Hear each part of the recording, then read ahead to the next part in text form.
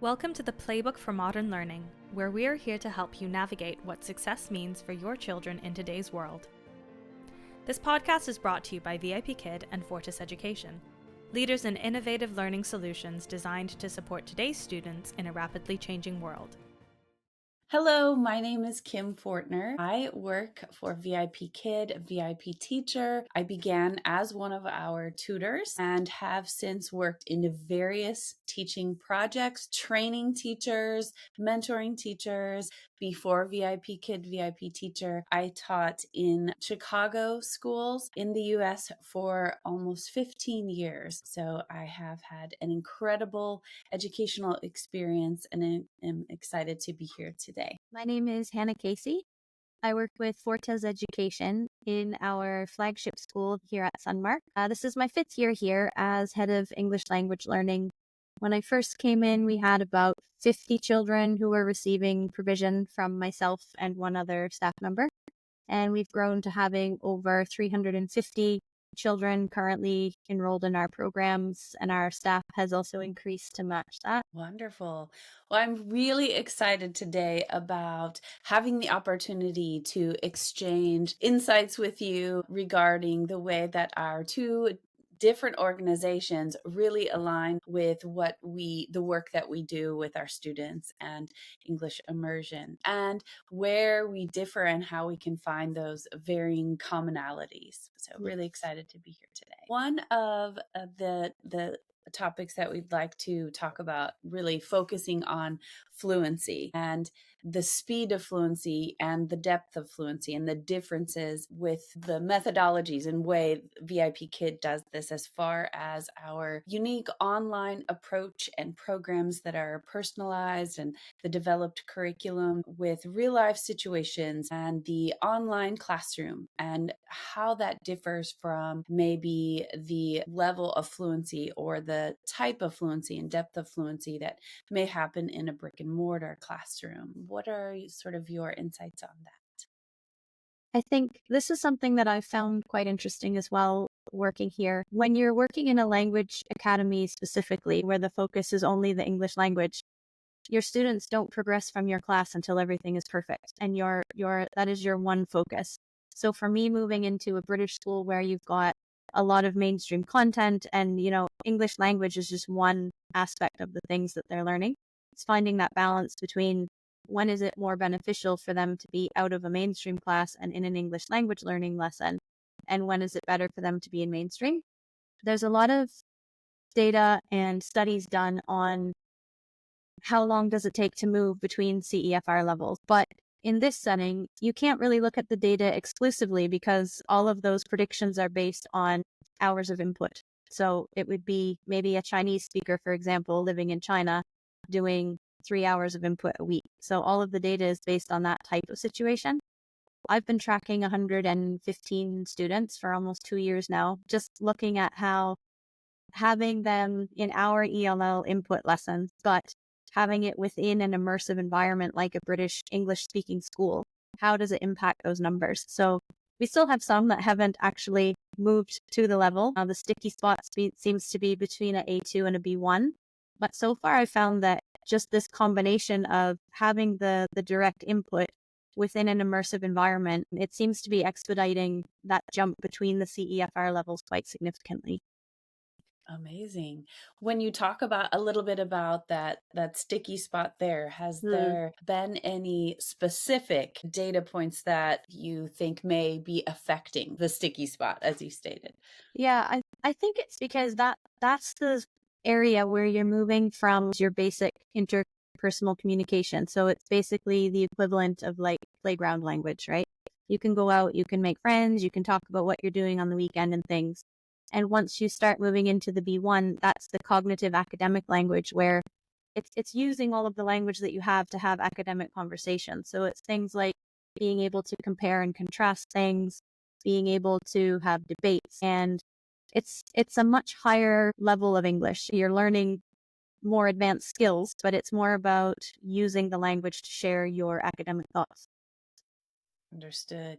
That is a lot of, I guess, where critics argue about that focus on the fluency as well as sort of sacrificing where the grammar and that structure and that complexity that they need to bring this from just the real world application, as you mentioned, in the lower levels, being able to have vocabulary on the playground and interact with some peers, but then really able to have those academic conversations. So it's interesting to really have that research and really take a look at that and how our approaches and organizations, how we are seeing that and where we could fill in the gaps or what we are able to learn from you and just interact with that.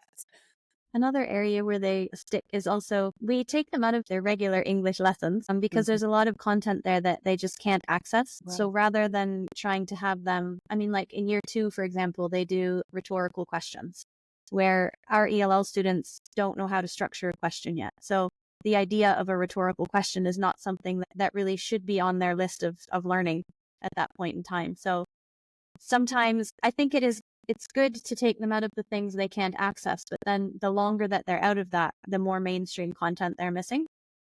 So that's another thing we've been looking at more closely this year is if we know a student is approaching a time where they might change a level of support with us, how can we better prepare them for that jump? We use a text-based approach here at Sunmarke in our primary school.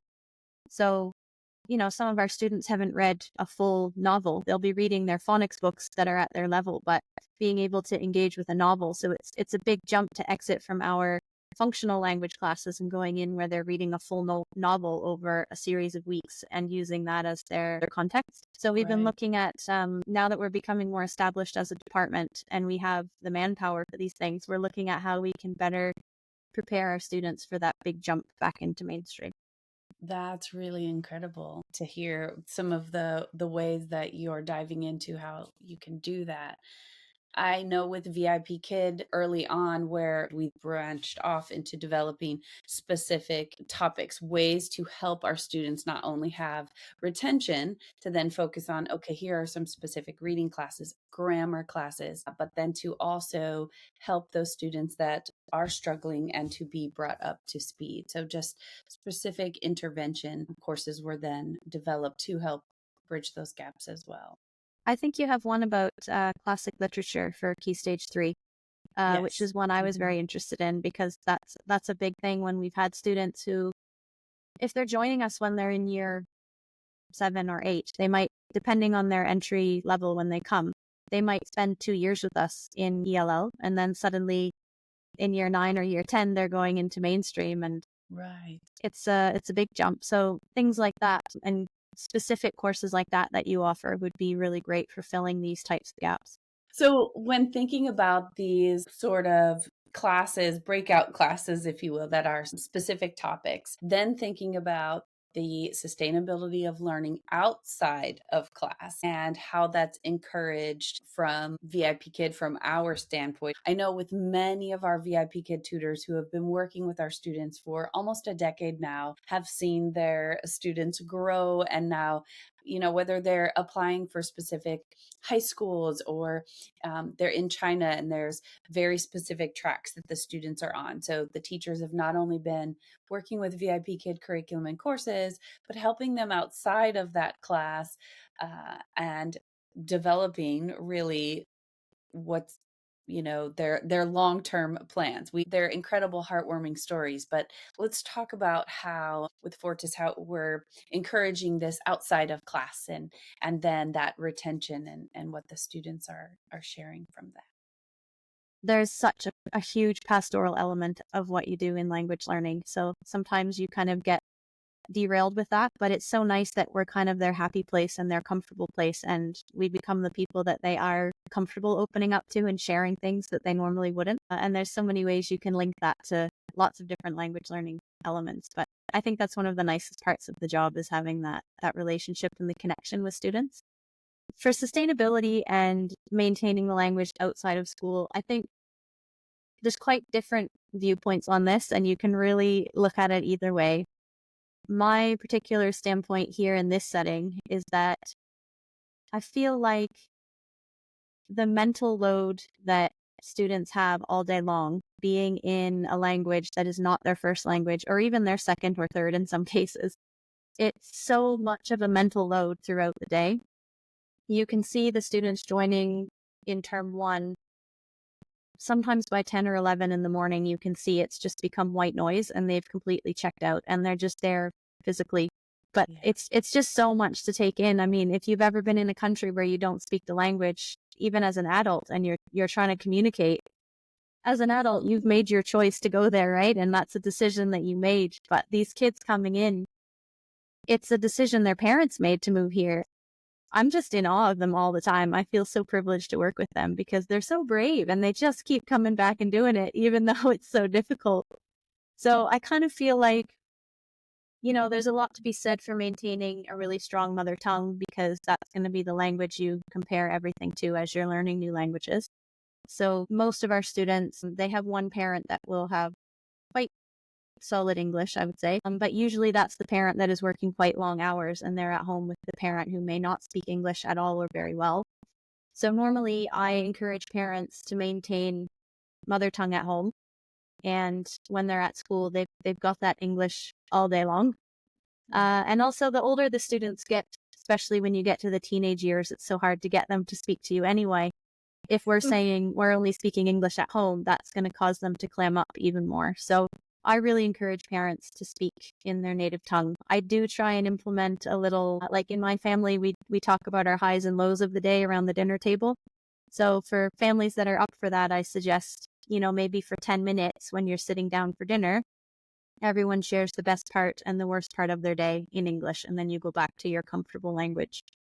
But I think it depends a lot on the student and the family and the situation. I love that. And I love that bringing that component in there where it's almost as if it relieves pressure and creates this safe space to share and to feel the feelings and to really just reflect and again create that environment for that type of and I mean, you do get families, right? So it's very common we have 2 or 3 students from a family in our ELL programs.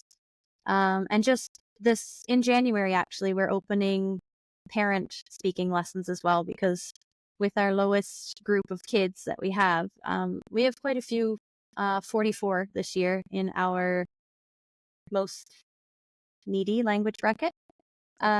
And a lot of those parents, we want to make sure that those parents can come in and be part of the school community and take part in parent-teacher interviews and, really be a part of their child's learning journey. So we want to make sure we're equipping them for that.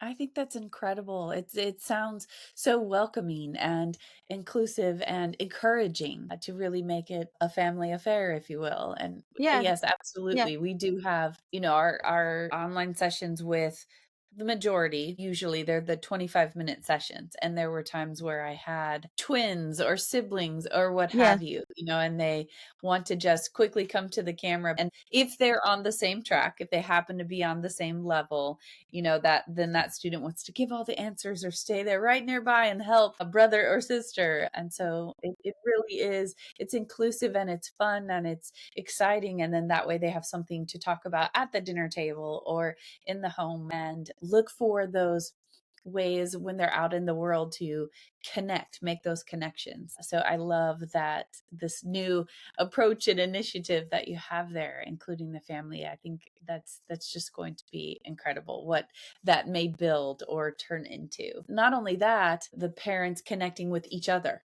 not just with the organization, but with each other. You never know. Then all of a sudden it creates perhaps this new social circle for them. And I'm looking forward to that part as well. I think it's a few years ago we weren't a very diverse in terms of our ELL families coming in, but the last couple of years it's become more and more diverse. So we do have, the Russian families will all have their chat groups and, it's quite segregated that way. But looking at the enrollment for our parent speaking groups, it's quite a mix. So there's such a big opportunity for a lot of sharing and learning there.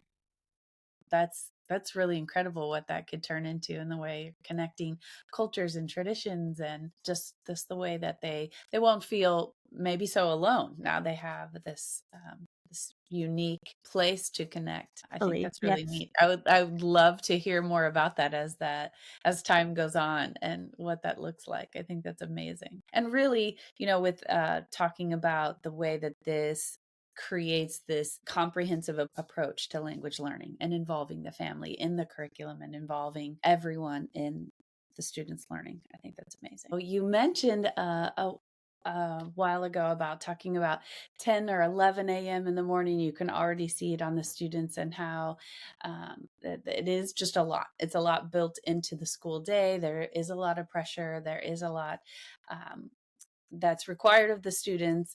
And I know that in the US, only 25% of US high schools are requiring a foreign language. And I know that that evolves and changes over the years and over the decades. It's very different than when I was in high school and it was newly required, and now it's less and less required. Thinking about what is all required of the students in a school day and how we can relieve some of the pressure of that, or how we can bridge the gaps there. I know with VIPKid offering this at home and online and outside of class and not such high pressure. Perhaps they're receiving the pressure at home from family, but being able to have that built in and sort of supplement to what the students are receiving at school with a rigorous curriculum, with assessment, with goals and benchmarks. What are some of your thoughts about that, and how we can still meet these rigorous demands with relieving some of the pressure on the students? I think it's nice to have the option to do it outside of school hours. Here in Dubai, we have obviously different standards and requirements that need to be in the curriculum. Every student needs to take Arabic, and then they have an MFL option on top of that. So here we offer French and Mandarin currently in primary, and we have French and Spanish in secondary. So at the moment, our ELL students, they do their input with us during the English periods, like I mentioned before, and also in place of the Mandarin, French, or Spanish. We just want to make sure that the language of instruction is strong before we put another language on top of them. And we can't take them out of the Arabic. So that's plenty of language, I would say, for one student at a time. But surprisingly, they really love the Arabic lessons. I think it's because they are at the same starting point as everyone else. So it's kind of an area where they're not behind and they're not constantly trying to play catch up. Right. So I think that they kind of flourish in that environment. When I initially started thinking about things just in theory, it's like, oh, another language, that's going to be terrible. But I didn't consider that fact that they are starting right at the start with everyone else. So that's gone quite well for them. But because of these requirements, it is quite tricky for us to even find time here and there within the school day. Yeah, we do have ECAs, the extracurriculars, last period every day in primary, but that's part of our well-being. We're also a positive education school, and we like to offer the children a choice in what they're doing and opportunities to do things that they're passionate about. So that ECA time is meant for them to engage with some of our signature programs and do things that kind of, make them light up. So we don't want to take that time and say you have to do English language learning. Sure. I don't think many of them would choose that as a passion, but yeah, it is very tricky to find it during the day. So I think having the option to do things after school or on the weekend, and I think the more comfortable students get here after they've settled, definitely by term 2, there'll be more brain space there to take things in and really engage with it. As a parent myself, I think when I think of my kids and the things that they do after school, and the homework that they do, and on the weekend, there's definitely opportunity for them to grab their iPad and do a lesson for 25 minutes. And I think it's nice that it's flexible. It's nice that you do it on the days that work for you, and you can work around gymnastics and karate and whatever else they're all doing. So Yeah. it's quite convenient. With the extracurricular activities, are any of them, and this may be different from the primary and upper level, but are any of those clubs or activities language based? So I know when I was in high school, I took French, but we also had French club, and I loved it. I wanted that additional interaction because it relieved the pressure of being in class. We had activities and we could fundraise towards our trip to France. Right. Are they any of them language based? There are, but it's optional. It's always optional. So the students that want that can do that. But the ECAs are meant to be more enriching and fun. It should just be enjoyable. Right. And so I just wondered, with it being language based, even if it's meant to be fun, if it is something that you find that they are joining, and whether it's that student's background or not, perhaps if it's not, they want to learn more and be immersed in that. Maybe they don't have the opportunity anywhere else, or that's not the language that they're signed up for. And so they're getting an extracurricular activity. Just wondered if We've it done it was. in other avenues. So currently in secondary, we have like a well-being lunch club, and it has worked so well for two of our students. I'm probably going to cry about it. I'm just so happy about it. But they came in and had a very, very, very extended silent period. It was a huge transition. I mean, coming into a new school in secondary as a teenager is hard in any situation. And they're doing it in a new school, in a new culture, in a new country, in a new language. It must be so incredibly overwhelming. And both of these girls I'm thinking of are just quite shy in nature. So even in their first language, they're just not extremely outgoing people. So we have a lunch club where they can just come and do what they need to do in the classroom. So the first, I would say, at least 3 weeks. They were coming in with their lunch and we were all eating in silence, and they were happy with that. That's what they wanted. That's what they needed. Towards the end of the 4th week, I had some board games there. So we started playing games that didn't require a lot of speaking. So we were playing Jenga. Then we Okay. moved on to Uno, where you've just got to say colors, maybe numbers. Maybe Uh, numbers. yeah, then we did some incidental learning, just, is it your deal? Is it my deal? What does that mean? Who is shuffling? What is shuffling? Lots of charades to go along with that. Sure. And we just kind of built it up through that. And now they're so integrated into the school day. They're doing so well. And they've brought in their own board games and they've explained the rules to me.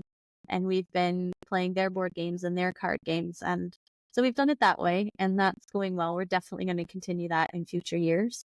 We used to offer some extracurricular in the morning because that year we found a lot of our ELL students were being dropped off right at the beginning of drop-off time. So we did the same kind of thing, like we did origami. And, when they're busy with their hands and they're coloring and doing something, they're not as self-conscious about what's coming out of their mouth. So you can kind of get Right. them to open up a bit. So we've done some that way. We're not running any currently that are English language based because they're quite saturated with it during the day. Yeah, I think that's incredible. I love that story. And even when you mentioned, I'm probably going to cry when you say that. So many of our VIPKid teacher stories start like that, where they say, I'm probably going to cry, because just finding a way to build that relationship, that rapport with the students and that connection, but then seeing the way that they are turning into these global citizens with just a little bit of touch from us. It's incredible, language learning and finding that connection, especially when they don't speak the language or you don't speak their language, and connecting in that way, really human connection. Yeah, I think the relationships that we build with students are paramount. And until you get that, sitting with them in silence and eating lunch, it feels awkward for us, but it really made them feel comfortable and started building that bond with us to enable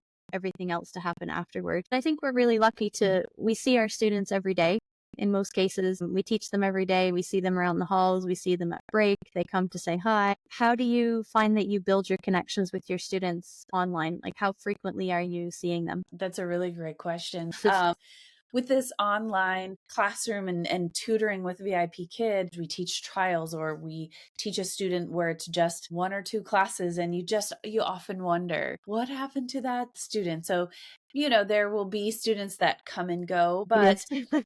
way that we build the connection really starts from the very beginning of each lesson, but throughout the lesson, and then every single time we train the teachers, every time that camera opens, even if you've seen that student 563 times, pretend like it's that very first time. So finding out more about your student and their family and what they're studying in school and what they have coming up, taking time 3 to 5 minutes in the beginning of that 25-minute class, even though it's really short, taking time to find out what's happening with the student. This is also encouraging those conversational skills and Yes. relationship building in a different language as you're learning about them. I know that when I started with VIPKid, within a few months, I was telling my family, I feel like I have family over there, or I have nieces and nephews all over China. And I was blessed and lucky enough to be able to go and visit and meet many of my students in person. This is my be where I might cry, but being able to meet so many of my students in person, many that I still talk to, and it's been almost a decade, and to just see where they are now. But building that online definitely presents a challenge, right? It is challenging because I may not see them every day and I don't see them in person, but we are still practicing, I think, some of those same values of getting to know each other, or whether it's your highs and lows or looks differently in the class, there's still that connection, that personal relationship, socio-emotional part of getting to know your student, knowing that we've got this foundation, this I'm teaching you English, but I'm also building a relationship with you. And it can be hard when I have had students that this is my last class, or Yeah. I'm so busy with whatever else they have in life, or they've now moved on to middle school and their parents have decided that an additional online class right now is quite a lot. So, it's challenging, it's heartbreaking. That's that relationship human piece of it, but really bringing that into every class. I had one student that her reward, because we have our reward system built into the classes, but her reward, because she loved to talk and have conversation, just wanted that free talk. But every time she earned a reward based on what we were doing in class, she got to tell me about one piece of her life outside of this class. I love And the that developed into a reward system that I used with 90% of my students. The one that could handle those open-ended questions, or were at that level, it was like, it's a reward to get to know you, or you to get to know me. That was another one. Many of them liked asking me questions. yes. Okay, I Yeah. earned a star. I get to find out, how many pets do you have?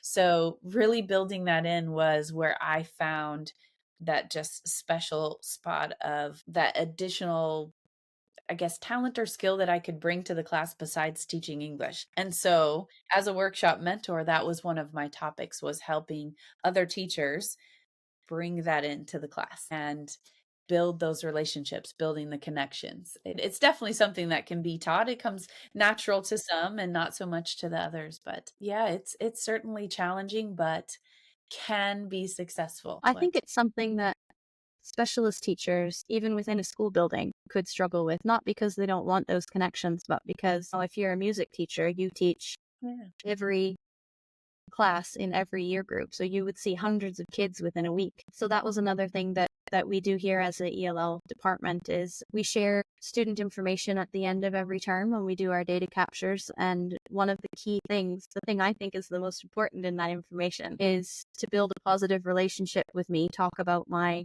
whatever. Because, every teacher wants that solid relationship to start from, especially where you've got students who don't speak English. I mean, as an adult, I studied French for 12 years growing up in Canada, and I can follow a conversation. If I hear native French speakers, I can tell you what they're talking about, but I would never open my mouth and reply in French. And we're expecting kids to do that all the time. So they need to feel comfortable with you before they're going to start speaking. I love that we have such small classes and we see them so frequently, and we know that information about them, and we get to have that chance to know them so well. So just having that little sentence on our data sheet to give teachers who don't see them so frequently or see them in bigger groups, just that little thing about what makes them tick. Tell me about your brother who plays professional basketball. Oh, okay. And suddenly they're speaking to you. So Yeah. it's definitely important no matter which form of teaching you're doing. Absolutely. I think when there are times when people will ask me, who was my favorite teacher or favorite teacher in high school or favorite teacher in elementary school. And oftentimes I may not even remember the subject that I had that teacher for, but I remember why they were my favorite teacher. And it typically has nothing to do with the subject that they taught me or, it was just some form of connection, core memory that I have in the way that that teacher was able to connect with me or took the time Yeah. to relieve the pressure of whatever we were learning and to just find that connection or develop that. And they may not even have known that impact that they had on me, but just really finding that connection. It's interesting that you talk about how you studied that for so long and would not open your mouth if you heard, No. if you could interact, but no way. And it's interesting to me to think about it's a language, but also just a sound. They're just words that make different sounds and different than the one that we know as our mother tongue. And how interesting is any human anywhere, that is probably a commonality, this apprehension that we have of, I won't say that sound. I wouldn't even try to. I think about the short time I spent in Saudi Arabia and my colleagues there who all spoke English. And so we could interact, but they would try to teach me a word right then and there. And I was so comfortable with them and they'd teach me a word, but I was so hesitant to just repeat it, just to just say this sound. And I think it's so interesting, this human connection about the nervousness of just not being able to communicate. I think that And we so, forget that though, the older we get, or I used to live in South Korea and I put myself in that situation, that was my choice to do that. But all I knew how to say was thank you, I'm sorry, and hello. yes. But it does, like it sticks with you, that feeling. So when you see the students coming in, that does stay with you. And Yes. Yeah, truly. I mean, spending that time there last year, I thought all of these years that I have been a part of full immersion programs and companies. And now here I am, full immersion, yeah, knowing one word upon stepping off the airplane. So it really brings that full circle to be able to then bring that into what I do because I became that student. I became that person. and So, the speaking opportunities are so important. I think when I was going through school, we had a lot of vocabulary, we had a lot of grammar, but there wasn't a lot of, there would be like the token, your A and your B do this conversation, but there wasn't a lot of that genuine application. We have a lot of yeah, students in specifically year 5 and year 6, lower secondary as well, where, they've been studying English for years already. So when you pull out your lesson on present perfect, oh, miss, I know this. I know this. I studied before. I'm like, well, you might have studied it, but you're not using it. So until it's right. embedded, doesn't count. So Absolutely. it's about providing those experiences and those opportunities, I think. That's why we're capped at 8 students, because we keep that communicative focus all the time. But the curriculum that we use is integrated. So we have one topic, and within that we do 2 grammar lessons, of vocabulary, some reading skills, some writing. At the end, they have to kind of put everything together into an end of unit writing. But we always make sure that we've got a speaking application no matter what the skill focus is. Absolutely. And that brings us back to what we kind of talked about in the beginning, where in our 25-minute lessons, we make sure that there's that real world application, hoping that as the grammar is built into the real world situation or application or conversation, that it all will come together. So really finding that sweet spot to incorporate all of that and support the students in their retention. We talked quite a bit about how, as humans, we could probably all connect when we're in a situation where we don't know the language. And so we're apprehensive about trying to interact. I know many of my friends and people that I know who have like, oh, I traveled abroad, and I made sure to learn hello and please and thank you before I got there, but I don't know much else. Then there were others that would say, well, I didn't try to learn anything, and here we are, we'll figure it out. So clearly there's a difference, even though many of us may feel a little bit nervous to interact. There may be a difference in learning styles or the way that we approach or being comfortable and confident in that kind of a situation. So, what are some of the ways that you approach these different learning styles, different students that may feel confident a lot sooner than others?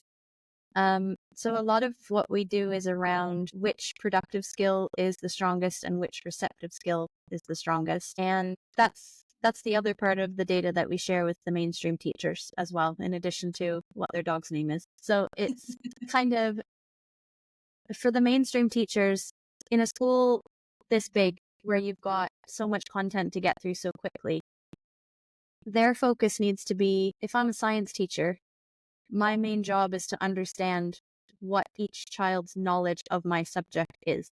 For them, it's about using their strengths to get that information out.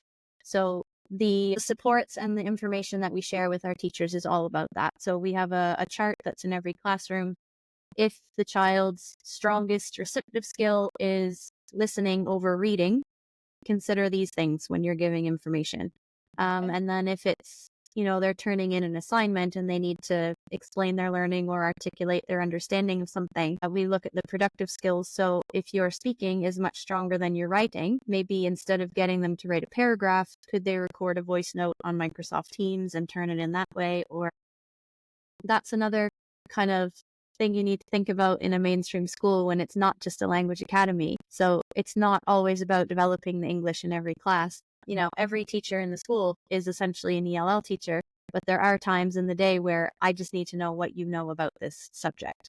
Right. So I encourage mainstream teachers to play into their strengths. And then in the ELL lessons, we make sure that we're working on those developmental skills. So for that student whose speaking is stronger and writing is weaker, then when we have an application task of grammar or whatever it is, we make sure that they're doing it written while someone else might be doing it in speaking if that's their need. So a lot of what we do is focused on skill development and what they're good at, what they're comfortable with. And again, in those first 6 weeks or so where everyone's feeling a bit uncomfortable and not sure if this is going to work, and we do tend to play to their strengths in that time as well until they're more comfortable with us and that relationship is there, and then we start working on the more developmental things. Wonderful. I loved hearing the part where you mentioned where they could write something or else they could record a voice note. I love that the students have that option based on their strength, but still being able to demonstrate that they know this content for that teacher. Additionally, as you mentioned, every teacher in the school is an ELL teacher. And so being able to help the students identify which options would be more comfortable for you to still be able to show what you know. That it reminds me of some of our assessment lessons where the students do have a project at the end of the lesson that's due the next lesson, but there are options. There's also the side of just standard adaptive teaching practice as well, where in secondary in science, they are going to have to write a paragraph and it is going to have to be a certain structure. So Right. there's Of always course. the whole, scaffold. Do you have your vocabulary maps and banks and all of that stuff in place as well? But yeah, just, Absolutely. I think another thing I mention to teachers quite frequently is also thinking about the purpose of your task. Like, why are you assigning this task? Because if you don't have a background in language learning, you often don't realize you're assessing reading very frequently, or you're assessing writing skills kind of inadvertently without meaning to, where, read this text and then we're going to talk about whatever the content is in history. So if your reading isn't that great, you're not going to be able to participate in that discussion to the same level of depth. So I often just talk about, think about the purpose of it. Are you reading this to understand the content so you can talk about it? If you're learning about World War II or whatever it is, and you want to share your opinions on it, our language kids have great opinions and a lot of ideas about a lot of things. But if they're not able to read that in the time frame, their conversation is going to be very shallow. So things like, read it in language one and then discuss it in English or something like that. Right. Absolutely. That's interesting to think about. As you mentioned, we get to the point where we have to require that type of an assignment or an assessment or whatever it may be. But depending on the student's level, their participation is going to look a little bit different as well in the depth of conversation or even the writing. Well, Hannah, thank you so much. It's been so wonderful to share ideas with you today and learn from you and really see all of the ways that our organizations align and ways that we're connected. So I'm really grateful for your time today and our time together and being able to share what we Thank love you. so much. It's been really great talking to you as well and seeing how many similarities we have despite how different our circumstances are. Well, thank you so much. And I would love to hear, maybe we'll have a chance to chat again about how it goes with the families and the parents. I think that's an incredible idea Yes, and that would be movement. great. Yes. Okay. Thank you so Bye. much. Bye-bye. Thank you for listening. For more information, please visit www.vipkid.com and www.fortiseducation.com.